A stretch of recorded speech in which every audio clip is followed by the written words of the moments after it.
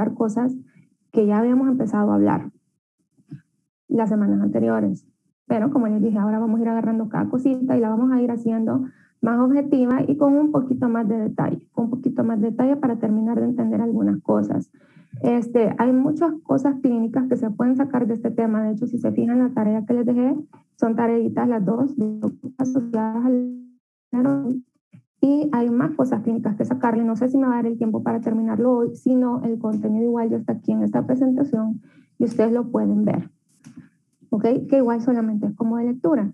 Entonces vamos a hablar de la placenta, membranas fetales y líquido amniótico. Voy a quitar esto, quito acá. Y no sé si se acuerdan, ¿verdad?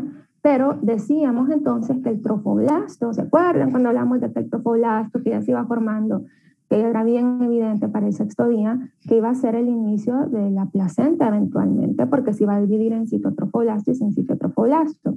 Entonces, el proceso de placentación es esa invasión en la que el blastocisto que va desarrollándose va a empezar a invadir capa del útero. ¿Qué capa va a invadir? Pues se espera que se limite al endometrio, ¿verdad? Que no supere, que incluso respete la parte basal del endometrio. No queremos que avance tan profundo porque eso ya produce una alteración en la placentación, como placenta increta, percreta, creta, que ya van a ver ustedes qué significa eso más adelante, cuando lean la parte clínica, que probablemente les va a tocar leerlo solitos, pero es bien fácil de entender. Entonces, se forma, mira, el embrión va invadiendo el endometrio y el trofoblasto forma el famoso corión velloso, porque van a ver que hay un corión liso y que hay un corión velloso. Entonces ya lo vamos a ir separando. ¿Cómo se forma el corión velloso? Bueno, aquí lo dividimos en vellosidades coriónicas primarias, secundarias y terciarias. Yo ya les había dado una intro, si se fijan aquí en la semana 2, miren aquí ya comenzó el proceso de implantación, acuérdense que es el día 6 aproximadamente que eso pasa. Déjenme buscar mi flechita. Entonces aquí tenemos, ¿verdad? El futuro, la parte fetal del blastocisto, tallo de conexión, y vemos aquí, miren, esta es la pared uterina, todo esto que ustedes están viendo acá, cavidad uterina a este lado de acá. Entonces, si se acuerdan, al endometrio le poníamos unos nombres específicos y ya los vamos a ver. Yo solamente les había mencionado, creo, la decidua basalis, que es esta parte del endometrio acá, que está directamente en contacto con la zona en la que se va a implantar ese blastocisto. ¿Estamos? Y se acuerdan que les dije que se activaban fibroblastos, que se modificaba el tejido conectivo, que las glándulas permanecían en un proceso de secreción importante para darle nutrición, ¿cierto? Y que se acumulaba glicógeno en esta zona además. Entonces, a eso se le conoce como decidua basal, esa zona específica donde se va a dar la implantación directamente. Y vemos entonces que va a interactuar con el trofoblasto, esto verde. El trofoblasto se va a dividir, si se acuerdan, en citotrofoblasto y sincitiotrofoblasto, ¿cierto? Las células del sincitiotrofoblasto van a ir migrando, se van a ir moviendo en esta dirección acá, si se acuerdan, y forman el sincitiotrofoblasto, que un sincitio es un acúmulo de células multinucleadas que no tiene límites celulares regulares, no se distingue, ¿ok? Es como un monstruo celular con muchos núcleos y que tiene esa capacidad proliferativa también y en este caso invasiva. De hecho, acuérdense que si no existieran proteínas inmunomoduladoras, el cuerpo podría rechazar el embarazo y en algunas mujeres eso puede pasar. Pero lo bueno es que se activan esos canales inmunomoduladores que evitan que el cuerpo perciba esta invasión progresiva como un tumor, para que sea unida a un cuerpo extraño. Entonces, aquí lo ven. Miren, vemos entonces la división que ustedes miran aquí. Sería como el tejido estromal. Aquí vemos el citotrofoblasto, sincitiotrofoblasto y la relación que ustedes miran aquí, ¿ok? Con la decidua basal. Eso es lo primero.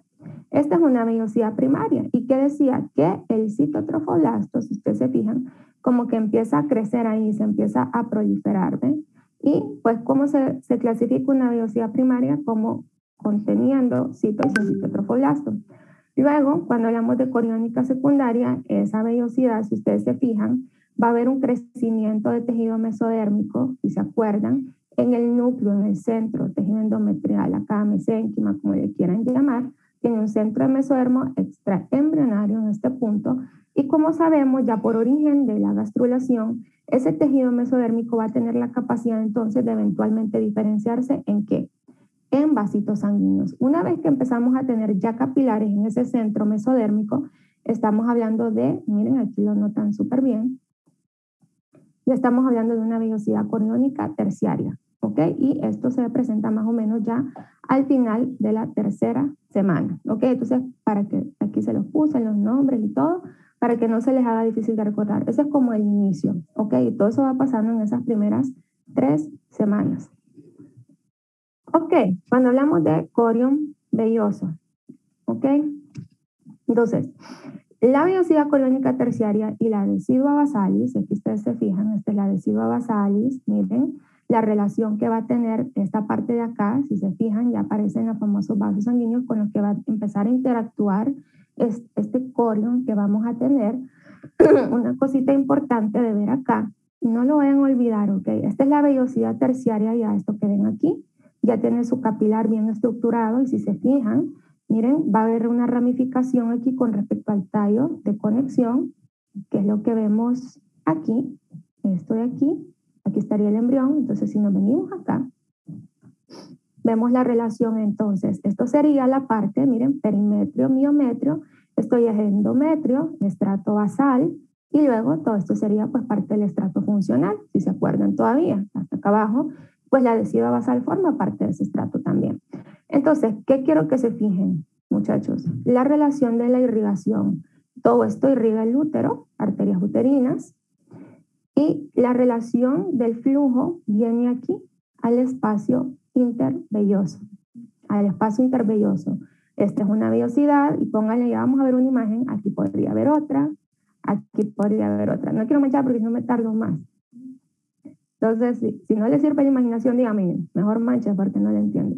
¿Ok? Entonces, esta es una vellosidad coriónica ya terciaria, la decidua basal, miren, y la relación entonces que tiene con los capilares que se formaron aquí en el mesodermo.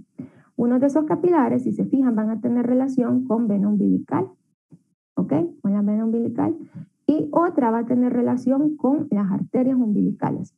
En este caso, y de acuerdo a lo que han aprendido en anatomía macroscópica, la regla difiere, ¿ok? En este caso, las arterias umbilicales, en este caso una única arteria umbilical, pero las arterias umbilicales, en este caso, no van a llevar sangre oxigenada, no van a llevar sangre oxigenada, sino que va a ser una sangre, más bien una vía de desecho, de eliminación. Y lo opuesto ocurre con la vena umbilical, en este caso sí va a tener un alto contenido de oxígeno. Ya vamos a ver esa relación. Creo que la otra semana cuando miremos sistema cardiovascular, que es un tema súper bonito.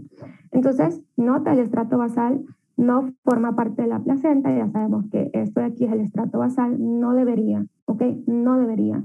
Si el trofoblasto que formó esto invade más acá, hasta acá, se profundiza, hay un problema de placentación y es muy peligroso, ¿ok? Muy peligroso, complejo. Ok, aquí vemos, no se les olvide que esta zona de acá se llama placa coriónica, ya la vamos a ver en otra imagen, y es como el tronco, pero un tronco horizontal, de donde van a ir naciendo diferentes vellosidades terciarias. ¿Estamos? Entonces, ¿qué componentes tiene la placenta? Bueno, lo dijimos, ¿verdad? Inicialmente se va a formar por la decidua basal y el corión velloso que empieza a formar el trofoblasto. Tiene una formita de disco, no sé si alguien ha tenido la oportunidad de ver placentas, entiendo que en uno de los laboratorios les iban a llevar placentas y por eso me interesa que vayan y no tengo problema en poner el puntaje. Entonces, la placenta la vamos a analizar como que tiene un componente materno y que tiene un componente fetal, ¿ok? Eso es lo primero. Ya vimos de dónde se forma a nivel histológico, ahora miremos que tiene un componente materno y un componente fetal. Entonces, ¿cuál sería el componente materno? ¿Ok? El componente materno directamente es la decidua basal. La decidua basal es como la parte más superficial, por decirlo así, de ese componente materno. Si ustedes se fijan, obviamente la decidua basal no es nada si no tiene relación con esta estructura de irrigación que está en capas más profundas, obviamente, de la pared uterina. Eso no significa que el citotrofoblasto tenga que invadirlo para que sea funcional, que tenga que invadir todas las capas. Entonces, el componente sería decidua basal, ¿ok? Porción de endometrio localizada entre blastocisto y miometrio. Y si se fijan en esta imagen, no solamente vamos a hablar de decidua basal, que está aquí, que es la que directamente conforma la placenta, sino que vamos a ver, miren, que estos otros componentes naranjas que ven aquí y que ven aquí también son decidua, nada más que su nombre cambia. Creo que ya se los había mencionado anteriormente, la decidua que está directamente acoplada, adosada al blastocisto, por decirlo así, o al corión liso, porque esto verde, si ustedes miran acá, se le llama corión liso, y al del sitio de implantación, el otro verde acá, se le llama corión velloso. Entonces, la que está adosada al corión liso, esa es la decidua capsular o capsularis. Y el resto del endometrio, porque es endometrio en realidad, se le conoce como decidua parietalis, que está como en el lado opuesto. Eventualmente, a medida la cavidad coriónica crece, el amnión crece también. Esto azulito que ven ahí va creciendo y ven las flechitas. Miren, va creciendo, va creciendo, va creciendo. Esto se va a adosar amnión con corión liso. Y si se fijan, aquí se va a dosar la decidua capsular con la decidua parietalis. Van a terminar adosando, ¿ok? ¿Qué es importante recordar a partir de esto, de esos tipos de deciduas? Que en esta zona de acá, siempre vamos a recordar que esa fusión entre amnión, miren, y corión liso va a formar las membranas amniocoriónicas. Las membranas amniocoriónicas son esa membranita que protege ahí esta zona. Si recuerdan la anatomía, vamos a poner mi flecha, esto tiene que ser el canal cervical, todo esto, os interna, os externa y la vagina, obviamente, ¿verdad? Entonces, cuando ya comienza la actividad del parto, estas membranas se rompen. ¿Qué membranas son las que se rompen? Las membranas amniocoriónicas.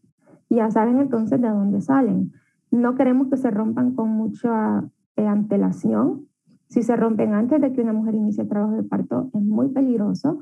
La mujer puede tener una coriomionitis, que es una infección por vía retrógrada aquí de cualquier patógeno que pueda haber en vagina. Y eso pues obviamente va a causar síntomas en la mamá y también en el bebé. Y es uno de los principales factores de riesgo, además la ruptura prematura de esas membranas para un parto pretérmino. ¿Ok? Entonces no lo olviden porque cuando estén en gineco les van a decir, un parto pretérmino. Esas son las membranitas que se rompieron antes. Ok, ¿qué más? La placenta en el lado materno, que es esto que estamos viendo aquí, vamos a ver que la podemos observar cubierta, miren, de decidua basalis, ¿ok? Y la forma de los cotiledones. Ya lo vamos a ver en una imagen, que son como unos adoquines levantaditos que se pueden ver en la placenta. Normalmente tienen de 8 a 10 las placentas y le dan esa apariencia apedrada y están separadas por septos que ya las vamos a ver. Tiene un color rojo oscuro, resuma sangre debido a los vasos sanguíneos maternos que están enrollados ahí en ese punto. Ya vamos a ver la parte fetal, que es esta, pero primero se la voy a explicar en otra imagen. Entonces, el componente fetal contiene vellosidades coriónicas, que son estas verdes, no olviden, estas que están aquí, terciarias obviamente, que derivan del trofoblasta mesodermo extraurinario, ya lo saben, el famoso corión velloso. Y en la superficie lo que vamos a ver es la placa coriónica, esto que ven acá, su asociación con el amnión, que es esta cosita azul que ven aquí, esa membrana, aquí la sigue cubriendo, y obviamente con el cordón umbilical, que es esta zona que está aquí. Cuando vemos una placenta, así la vamos a ver, y todos los vasos coriónicos asociados. La superficie, nosotros la podemos como quitar todo el amnión y ver todas las estructuras y vasos sanguíneos, en algún momento lo van a lograr hacer, cuando ya estén en quinto año. Entonces, quiero ver si tengo, creo que no tengo una imagen de eso. Bueno, pero aquí lo que podemos ver es la relación. Dice que no les puse una imagen de una placenta real. Mañana tal vez la pego antes de la otra clase. Sí, lo voy a hacer para que miren a lo que me refiero específicamente. Entonces, aquí lo podemos ver, aquí es un poquito más difícil de imaginárselo porque no lo vemos así en la vida real. ¿Cómo es nuestra vida real cuando tenemos parto, cierto? Entonces, la relación que miran acá es, obviamente, miren, el producto de la concepción, cordón umbilical, y todo esto, por lógica, sería el corión liso, ¿cierto? Vasos coriónicos y el corión velloso. Lo mismo acá, corión liso, Ahí les muestro hasta la estructura fetal interna. Y todas estas estructuras son los cotiledones que encontramos en el corión velloso.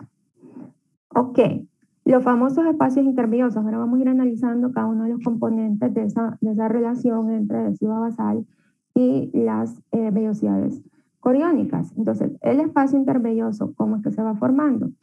Bueno, es bien importante recordar la relación que teníamos ahí en el endometrio con las lagunas, ¿se acuerdan? Esto sí se deberían de acordar, la relación de laguna, glándula, que formaban esas redes lacunares, ¿cierto? Entonces, eso va a dar inicio a que se empiecen a formar los espacios intervellosos.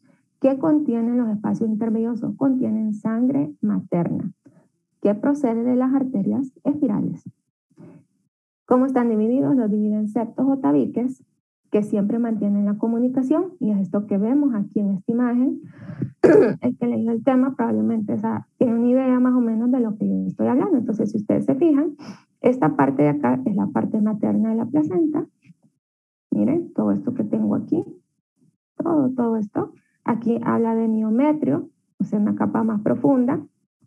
Y luego, aquí tenemos ya la decidua basal, que es con la que va a interactuar el trofoblasto, ¿se acuerdan? Entonces, si se fijan acá, todo lo verdecito es la decidua basal. Aquí tenemos las arterias espirales localizadas. Aquí les dice, bueno, arterias espirales, vasos endometriales, ya sean venas o arterias, y pues esto representa la circulación materna que viene de acá a acá. Eso es lo primero que hay que entender de esta imagen, ¿cierto? Dijimos entonces que se van a formar espacios intervellosos. Estos son los espacios intervellosos que ustedes miran acá, esto que vemos acá.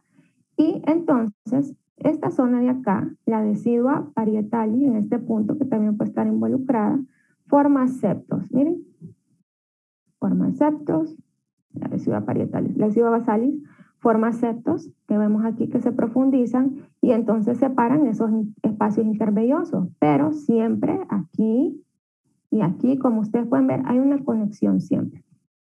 Sobre todo acercándose ya a la parte fetal. Eso es lo primero que hay que entender, y si se fijan, pues el movimiento es como por difusión, ¿cierto? Es un movimiento de difusión, y dijimos que el espacio intervelloso lo que va a contener es sangre materna. Esto, que son como árboles, obviamente son las vellosidades coriónicas terciarias, y ya tienen toda su red de capilares.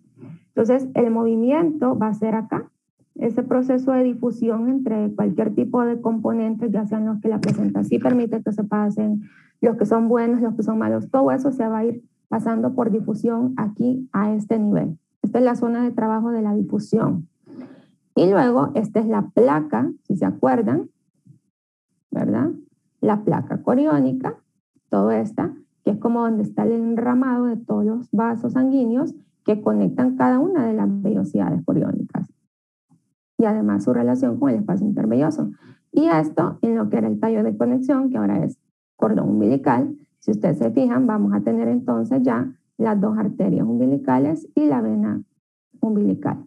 Y les muestra la dirección del flujo, entonces, que por las arterias los productos pobres en oxígeno van a salir, y por difusión la mamá los va a poder eliminar, y los productos con nutrientes ricos en oxígeno van a entrar hacia el feto. Ok, ¿preguntas hasta ahí? Yo no sé si les conviene más que les manche esto. Kevin, ¿preguntas? ¿No? Doctora, Ajá. ¿verdad que lo único que se va a difundir en ese espacio son nutrientes y gases? Lo único que podemos encontrar acá, podemos ¿Sí? encontrar hormonas, puede haber paso de... Ya vamos a ver todo lo que podemos mover. ¿Ok? Sí, porque sangre no se mezcla, ¿verdad? No. Acuérdense que es por difusión todo lo que pasa, tiene que ver con presiones, eso lo va a entender más en fisiología después, pero las sangres no se mezclan, no se mezclan. De hecho, ahí les dejo una tarea, ya la vamos a ver, la tareita que les dejé para su estudio independiente, que es un proceso bien interesante y que tienen que tener muy en mente cuando vayan a la parte de manejo de embarazadas. Ok, buena pregunta, Paula. Seguimos entonces. Bueno, esto ya se los había explicado, lo de las membranas amiocoriónicas, así que me lo voy a saltar. Acuérdense que lo que les dije que era acá, ¿verdad? Esto forma las membranas amiocoriónicas, aquí les puse, se rompe durante el parto. Su ruptura prematura causa más frecuente parto prematuro. ¿Por qué? Porque va a causar un escape de líquido amniótico al cérvix, eso altera todo el proceso homeostático del feto, dependiendo en qué momento pase, y predispone a procesos infecciosos, además. ¿Ok? Mi garganta siempre. ¿Cómo está formada esa membrana placentaria? Se va modificando a medida que va avanzando el embarazo, muchachos. Ya vimos como los básicos de cómo está formada, pero eventualmente como que se va modificando. ¿Ok? Esa membrana placentaria va a separar la sangre materna de la fetal, que es lo que decía Paola. Consiste en tejidos extrafetales. Su permeabilidad es variable, no es estricta, pero sí hay cosas que no pasan en la placenta. Definitivamente hay otras cosas que desgraciadamente sí la pueden pasar. Su composición cambia durante el embarazo, no lo olviden. Y eso van a ver que en histología hay miles de membranas y probablemente yo aquí se las repase también. Bueno, entonces con la placenta, ¿qué pasa? En un embarazo temprano de menos de 20 semanas, miren, va a tener 4 capitas, ¿ok? 4 capitas. Entonces, si nos vamos de afuera adentro, esa sería como la placenta temprana, tiene in situ trofoblasto, citotrofoblasto, tejido conectivo y finalmente el endotelio del capilar fetal. Y pues vemos aquí la relación de difusión con la sangre materna y la sangre fetal. Ok, pero nunca se mezclan. ¿Qué otra cosa podemos encontrar ahí? Macrófagos, células presentadoras de antígenos fetales, toda la parte del sistema inmune también obviamente va a estar presente. Y en un embarazo tardío, que es este que vemos aquí, si se fijan ustedes, se limita entonces ya ese espacio, miren, ya un embarazo que ya está bien establecido, entonces solamente queda conformada por sincitio trofoblasto, aquí, esto verdecito, y por el endotelio del capilar fetal. ¿Qué es lo que estamos viendo aquí básicamente, no? Esto sería una célula endotelial, un capilar fetal, esto es un glóbulo rojo, vemos la flecha con la dirección del flujo y esto que vemos aquí, todo este tejido, en microscopio electrónico, es sincitio trofoblasto. Entonces, eso es como se va modificando esa membrana. Obviamente, esta relación permite que el proceso de difusión sea más fácil, sea mucho más fácil que en este estadio. No necesariamente significa que aquí no sea funcional y que no sea del intercambio como en ese momento lo necesita el feto. Probablemente, y esto ahorita lo estoy pensando, ¿okay? Porque no lo he leído en ningún lado, probablemente sea por las necesidades en cuanto a cantidad de difusión y en cuanto al análisis adaptativo que se tiene que tener a ciertos componentes en la sangre. Me estoy imaginando, tendría que investigarlo. No sé si alguien tuvo la pregunta ahorita también en su mente. Pero sí, eventualmente, si se fijan, el grosor de la membrana se hace mucho más delgado cuando ya está más grande el feto. Aquí se los dejo para lectura independiente, son bastantes cosas, no se tienen que ir a memorizar todos estos fármacos y eso. Sí tomar en cuenta, obviamente, que hay sustancias que son beneficiosas, que son nocivas y que, de hecho, no van a cruzar la membrana placentaria, ¿ok? No la van a cruzar, entonces vayan a leerlo. En esta imagen tengo así como resumidito eso. Entonces, algunos productos, y si se fijan, miren, arterias umbilicales van en azul porque son desoxigenadas. Tenemos de una placenta tardía con sincitio trofoblasto, endotelio del capilar fetal.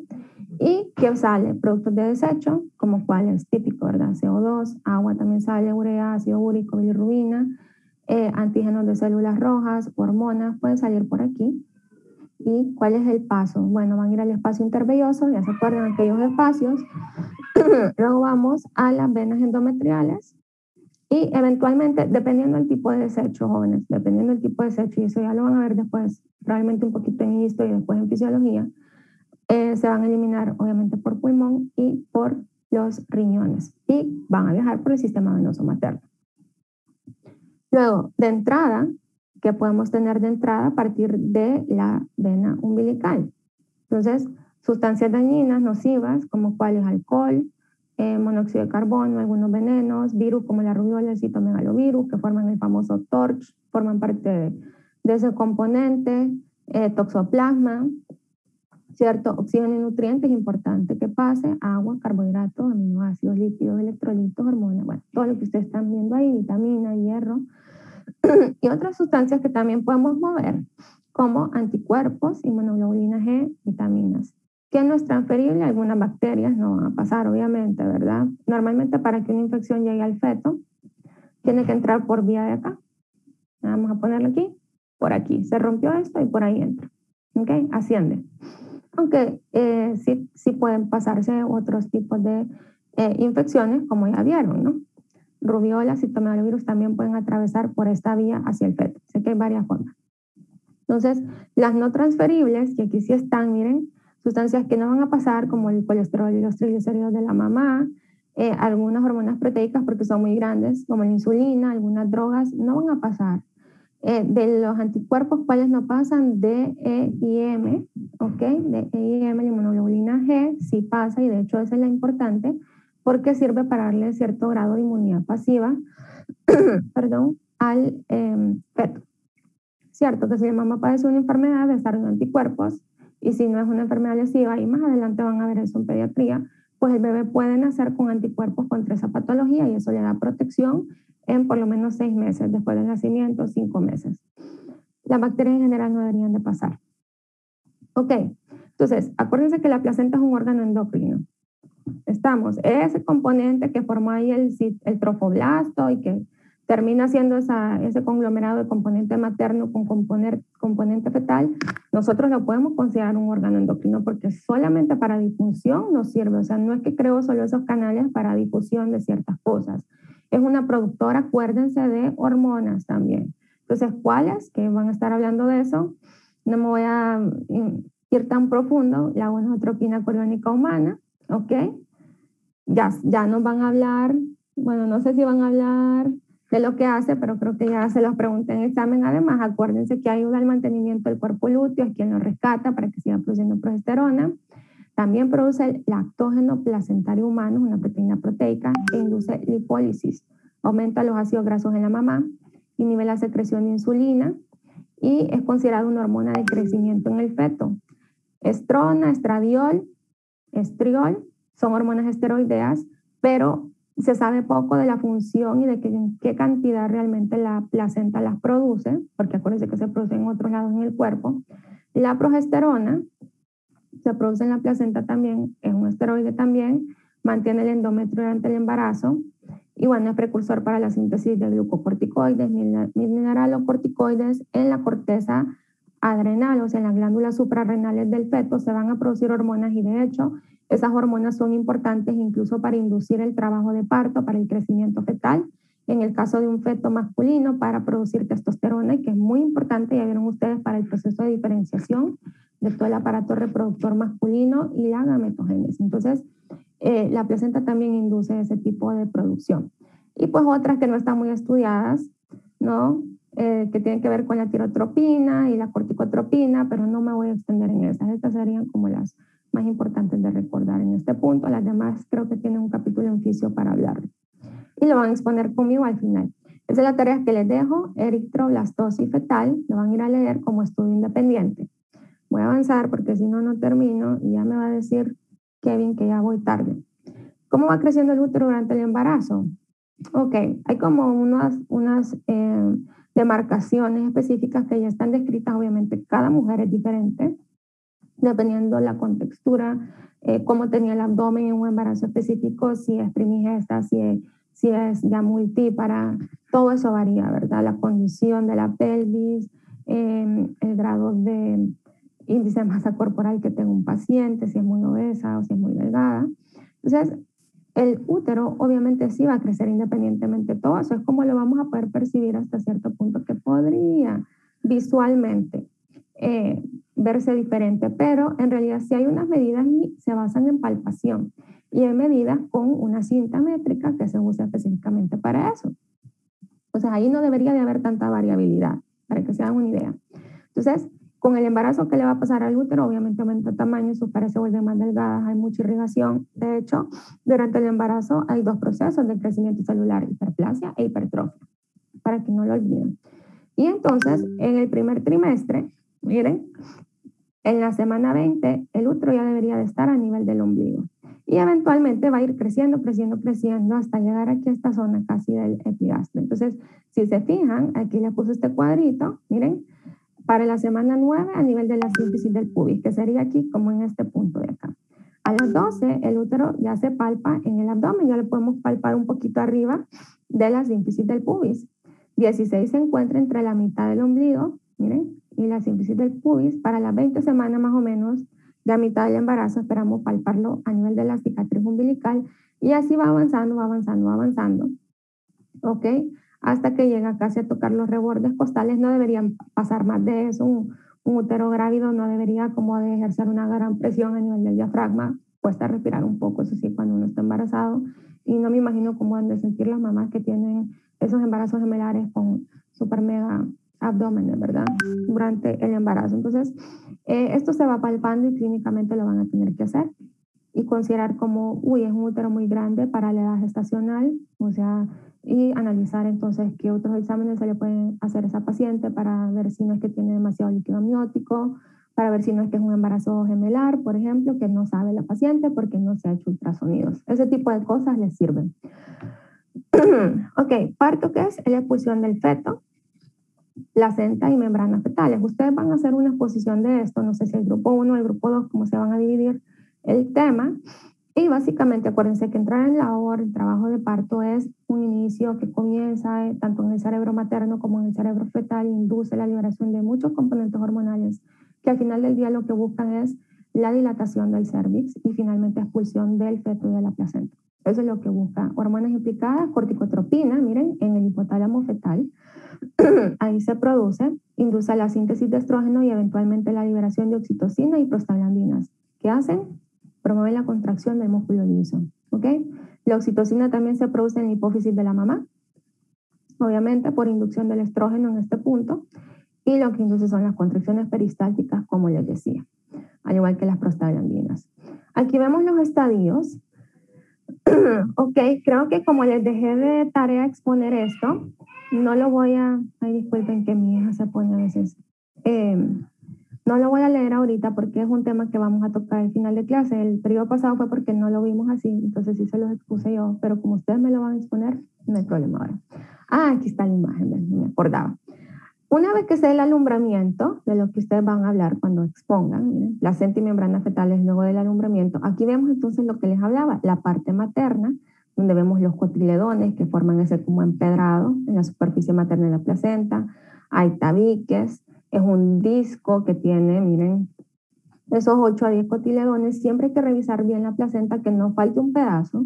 Si falta un pedazo de esto, significa que pudo haberse quedado adherido al útero y esa paciente no va a dejar de sangrar. No va a dejar de sangrar hasta que eso no se retire y pone en peligro a la paciente además. Y luego, si vemos la parte fetal, obviamente la vemos cubierta por el amnion, toda esa como membranita brillante que se ve, los vasos umbilicales y obviamente el cordón umbilical. Eso es para que ya lo miren realmente cómo se visualiza. Bien interesante cómo es cada placenta. Del cordón umbilical, ustedes creo que me va a ajustar el tiempo. Miren acá. El cordón umbilical creo que lo ven en histología, no sé si ya lo vieron como parte del tejido conectivo. Solo recordarles que inicialmente hay un anillo umbilical primitivo que está en la superficie ventral del embrión en desarrollo. ¿Qué estructuras van a pasar ahí? ¿Se acuerdan del saco vitelino? Ahí pasa. Pedícula de conexión, está ahí conectando desde el inicio, si se acuerdan. Y el famoso alantoides, ¿ok? El alantoides eventualmente va a degenerar gran parte de él. Sin embargo, no olviden que es zona de hematopoiesis en las primeras semanas en el embrión. Entonces, eventualmente el alantoide va a degenerar y forma el ligamento umbilical medio en el adulto, que ahí lo van a ver cuando miren abdomen en anatomía macroscópica. Los van a ver esos ligamentos, ahí se ven. ¿Qué más? En la semana 6, no olvidar que por el cordón va a salir los intestinos, ¿se acuerdan? El tubo intestinal se va a herniar por ahí, ya voy, Kevin, hacia el celómestro embrionario y para la 11ª semana va a retornar a término. Ya cuando nace el bebé lo vamos a ver así. Hay cordones que son más delgados, otros son súper gruesos. ¿Por qué? Porque tienen mucha gelatina de Wharton, que es lo que está aquí. Todo esto es gelatina de Wharton y lo que tenemos siempre es una vena umbilical y 2 arterias. Y cuando nace un bebé siempre hay que chequearlo. Kevin, ya me faltan 20 minutos, ¿es verdad? Sí, doctora. Ok, gracias. Ya avanzo. Ok, siempre fijarse en eso. Seguro que cuando veamos la expo de parto vamos a poder ampliar un montón de cositas de ella cuando nace un bebé y que podemos revisar. Pero eso con respecto al cordón umbilical. Si hay cosa importante que hay que recordar es eso. Gelatina de Wharton es todo el tejido conectivo asociado y que va a tener 2 ¿qué? 2 arterias y una vena. Eso es lo normal. ¿Okay? El líquido amniótico, ¿okay? El amnion, obviamente, si se acuerdan, era esa membrana que se asociaba aquí primero a la masa celular interna. ¿Recuerdan? Epiblasto, hipoblasto, amnion. Formaban unas células de tipo amniótico que formaban la membrana amniótica y luego empezaban a producir el líquido amniótico. Entonces forma el saco amniótico lleno de fluido que rodea al embrión o feto. ¿De dónde viene el líquido amniótico? Agua por difusión, ¿ok? De proveniencia materna, que pasa ahí por las membranas. Muy importante recordar que, y eso lo vamos a ver cuando miremos piel, antes de la queratinización de la piel fetal, la piel, acuérdense que tiene queratina, pueden pasar fluidos, miren, hacia el feto a través de la piel por la cavidad amniótica. Eventualmente eso pues ya no se va a hacer ya cuando se termine de queratinizar la piel, pero sí sucede en los primeros estadios del embarazo. El líquido amniótico va a ser secretado vía tracto respiratorio y tracto gastrointestinal y luego eventualmente a las 11 semanas se va a empezar a formar la orina, si se acuerdan, orina fetal hacia la cavidad amniótica, ¿ok? Entonces, parte de ese líquido amniótico que se está produciendo va a ser deglutido, si se acuerdan, parte va a ir a los pulmones y otra parte va a ser excretada por los riñones cuando estos ya estén formados. Es muy importante para el crecimiento y desarrollo, lo necesitamos. Tiene muchas cosas, desde electrolitos, hidratos de carbono, proteínas, lípidos, enzimas, todo lo que se imaginan puede tener. Y en el líquido pulmonar es muy importante porque ese líquido pulmonar fetal, ese líquido que encontramos ahí sirve para medir el radio de 2 componentes, que es la lecitina y la esfingomielina. Y ese radio nos sirve para determinar la madurez pulmonar fetal. Eso lo vamos a ver de nuevo cuando miremos sistema respiratorio en la tercera unidad, si no me equivoco. Ok, entonces, se produce por transferencia directa de la mamá en respuesta a fuerzas osmóticas hidrostáticas. No tienen que saber esto, eso es de fisio. Y por medio de excreción de orina fetal por los riñones al saco amniótico. Ok, ¿cómo se reabsorbe? El feto se lo va a deglutir. Okay, el feto lo traga, es absorbido en la sangre fetal mediante el sistema gastrointestinal. El exceso se va a eliminar vía placenta y pasa a la sangre materna. Cosas importantes a considerar respecto a esa relación de que el líquido amniótico se está produciendo en esas células amnióticas. Va a tener interacción con el feto porque el feto lo va a tragar, lo va a absorber, parte va a pasar a la sangre, otra parte se va a eliminar. Es que ciertas condiciones y anomalías fetales pueden alterar entonces la cantidad de líquido amniótico que el feto necesita. Entonces, si se fijan, si un bebé tiene defectos al deglutir, como por ejemplo si tiene una atresia esofágica, que no hemos visto esos temas de atresia y estenosis, pero atresia es como que totalmente un tubo está cerrado, entonces el esófago está cerrado, no va a poder tragar. Defectos de absorción, como en la atresia duodenal, en el duodeno es la zona de mayor absorción del intestino, no va a poder absorber y eso puede hacer entonces que tengamos un polidramnios. ¿Qué es polidramnios? Mucho líquido en la cavidad amniótica, demasiado para lo que necesita el feto en ese momento. Entonces, a término, miren, la cantidad de líquido amniótico aumenta gradualmente con el embarazo. 50 ml a la semana, en la semana 12 hasta 1000 ml ya al término. El feto a término excreta más o menos 500 ml de orina al día, ¿ok? Y deglute aproximadamente 400 ml. Y aquí vemos súper bonita esta imagen. Se mira súper bien el perfil de este feto y la relación con el líquido amniótico. ¿Hay formas de medirlo? Sí, se llama índice de Phelan o índice de líquido amniótico. Se divide el abdomen de la mamá en 4, que es lo que ustedes miran aquí. Después, 15 minutos. Después, ya va a terminar. Después, miren, dividimos el abdomen en 4, tomando el ombligo como referencia.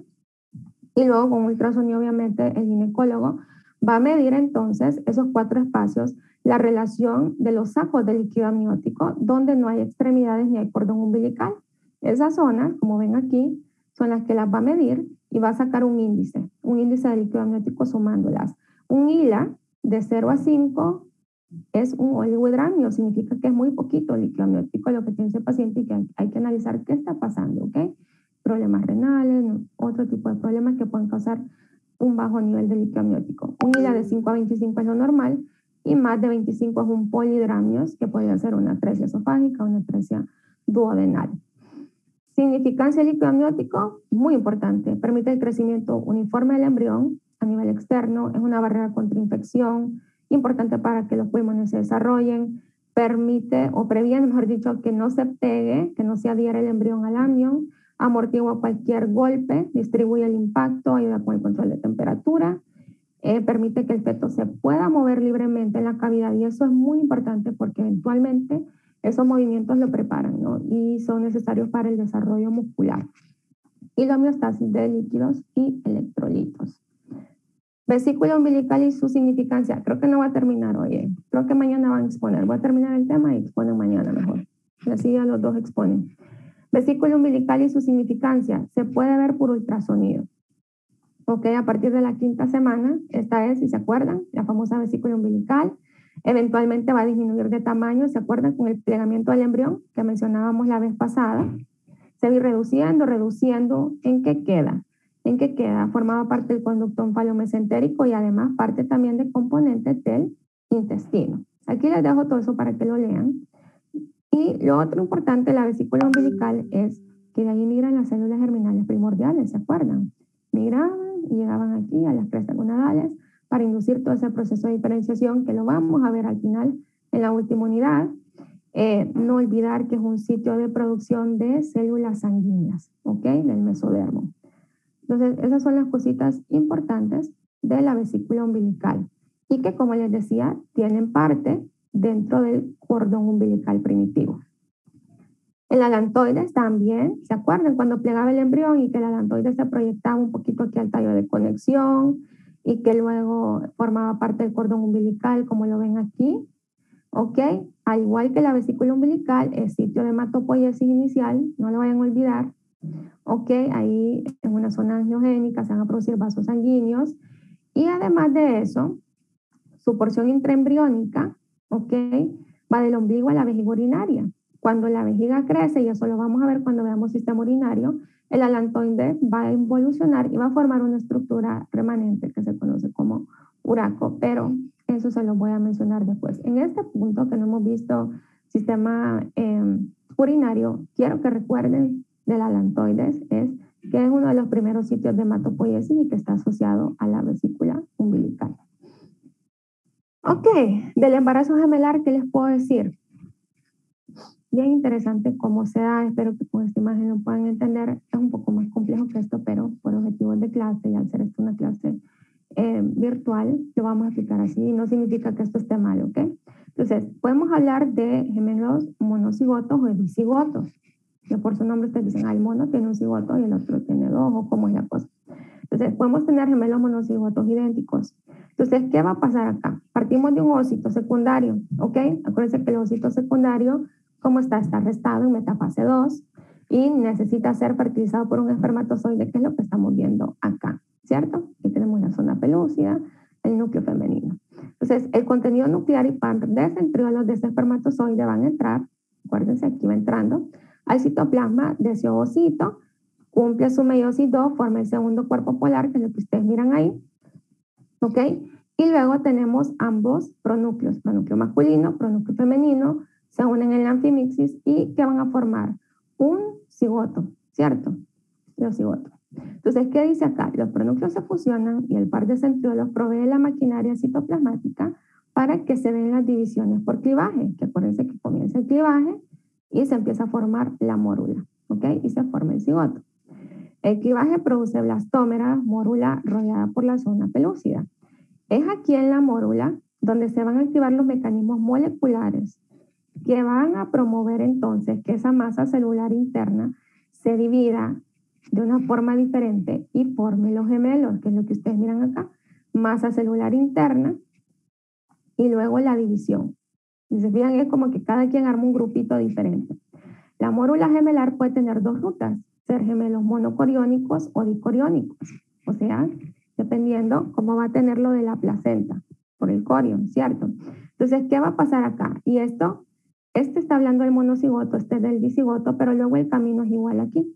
Entonces, les dice, sí, miren, la separación se da después de la diferenciación del trofoblasto, ¿ok? Después de la diferenciación del trofoblasto, vamos a tener gemelos monocoriónicos, que es lo que ustedes miran acá, un solo corión, una placentita, miren, un solo corión, y cada uno en su saquito amniótico, que es lo que ustedes están viendo acá. Si esa separación de la masa se da antes, ¿ok? Antes de la diferenciación del trofoblasto, esto es en el mismo útero siempre, van a ver entonces que sus gemelos van a tener 2 placentas, 2 corión y cada uno en su saquito amniótico. ¿Entendieron eso? ¿O no? ¿Preguntas? ¿No? Ya voy a terminar. Mañana exponemos, no hay problema por eso. Chicos, ¿vamos bien? Lo tienen que ir a leer probablemente. Esto lo saqué de un libro diferente, perdón, al de ustedes, porque la imagen me pareció más bonita, para que la pudieran entender. Luego tenemos el otro tipo, que son los gemelos dicigotos. Lo mismo, disigóticos, perdón, lo mismo, comienza. Nada más que aquí, ¿cuál va a ser la diferencia? El mismo cito secundario, detenido en metafase 2, de meiosis, va a ser fertilizado, pero por 2 espermatozoides, que es lo que ustedes miran aquí. Entre el contenido nuclear, el par de centriolos de ambos espermatozoides va a llegar ahí al citoplasma del ovocito. ¿Ok? ¿Qué va a suceder? El ovocito secundario va a completar la meiosis 2, pero no forma un cuerpo polar secundario. ¿Ok? Esa es una de las primeras diferencias, aparte de que son 2 espermatozoides. En lugar de eso, el ADN que hubiera sido secuestrado en ese segundo cuerpo polar forma otro pronúcleo femenino, que es lo que estamos viendo acá, miren. Se formó otro pronúcleo femenino en vez de formar aquí otro cuerpo polar. Entonces, se encuentran 2 entidades celulares separadas en la zona pelúcida, cada una conteniendo un pronúcleo femenino y masculino, que es lo que ven acá, ¿cierto? Y eso va a formar entonces 2 cigotos al unirse, a fusionarse los pronúcleos femenino y masculino, ¿ok? El par de centriolos provee la maquinaria citoplasmática para que se den las divisiones por clivaje, que es lo que vemos aquí, y se van a formar 2 cigotos, pero el material genético o los genotipos, en este caso, sí van a ser diferentes, porque son 2 espermatozoides y además de esto, miren, el cuerpo polar no se formó y más bien ese ADN se utilizó para formar otro pronúcleo femenino. Eso pasa aquí en un gemelo dicigoto, que se va a formar una mórula quimérica, así se le llama, ¿no? ¿Y qué es eso? Son células que tienen diferentes genotipos, que aquí, en este caso, todas tenían el mismo genotipo, aquí difieren un poco. Siempre se va a dar la división por clivaje, se van a formar las blastómeras, se inician los mecanismos moleculares otra vez que van a dividir estas células en 2 grupos, que es lo que miran aquí, y luego el proceso es el mismo. Si la división de esos 2 grupitos se da después, de que se diferencia el trofoblasto, ¿qué va a suceder entonces? Vamos a tener gemelos monocoriónicos, una sola placentita, un solo corión, cada uno en su saco amniótico, ¿ok? Y si se da antes, entonces la división, el trofoblasto va a aparecer y cada uno va a tener, como ustedes miran bien acá, su propia placenta, ¿cierto? Y su propio corión. Y esas serían como las diferencias. Entonces, si se fijan, algunos gemelitos van a compartir la misma. Pueden ser, Irma, puede ser niño-niña, puede ser niña-niña, niño-niño. Acuérdese que es el espermatozoide el que lleva en la determinación si es X o Y. Entonces, si fueron 2 XX, van a ser 2 niñas. Si fueron 2 YY, van a ser 2 niños. Y si fueron XY, va a ser una niña y un niño. ¿Ok? En este caso, estos son idénticos y estos son diferentes. ¿Ok? En el caso de los trillizos, tiene que ser el mismo proceso, pero necesitamos probablemente que se dé, ya no sea aquí bicigótico, sino tricigótico. Fíjese que no lo he leído nunca como tal. Siempre se usa este modelo para explicarlo, pero yo diría que tiene que ser pero los trillizos hay unos que sí nacen igualitos todos, fíjense. Ok, teníamos que investigarlo, Daniel. De tarea para nosotros 2 mañana, ¿ok? De tarea para nosotros mañana. Bueno, buena pregunta. Me gusta. Bueno, y Daniel no era que no iba a estar hoy. Alguien me mandó una excusa. ¿Ah? Voy a tener que ir. Ah, ok. Vaya pues. Está bien. Ya vamos a terminar de todas formas. Ya se vio casi toda la clase. Otra situación, aparte de la que Daniel pregunta, que está buena esa pregunta, Daniel, yo nunca lo he ido a leer. Son lo de los siameses, ¿ok? Lo de los siameses, ¿qué pasa? Ocurre igual que con los gemelos monocigóticos, excepto que la separación de esta masita celular interna, ¿ok?, es incompleta. No se separan bien. Los mecanismos no son claros, obviamente no.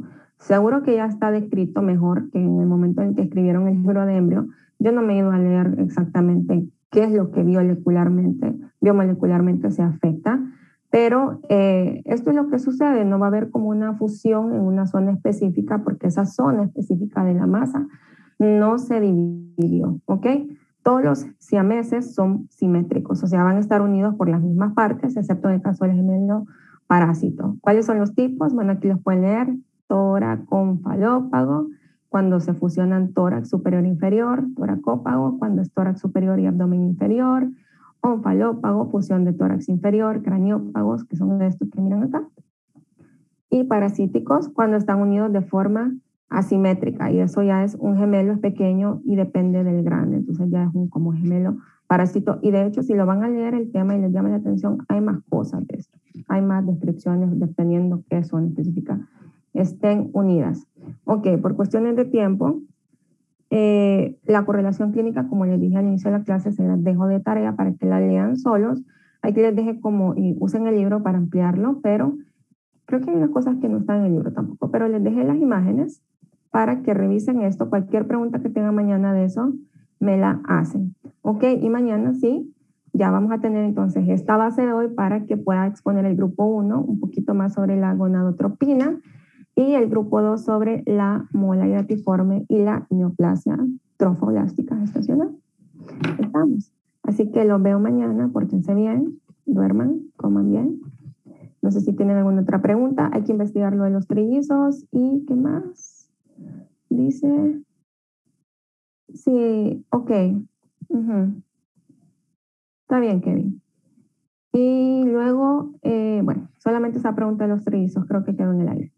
Así que hay que irla a investigar con Murillo. Chicos, ¿tienen alguna pregunta ahorita? ¿Van a clase? Ah, no.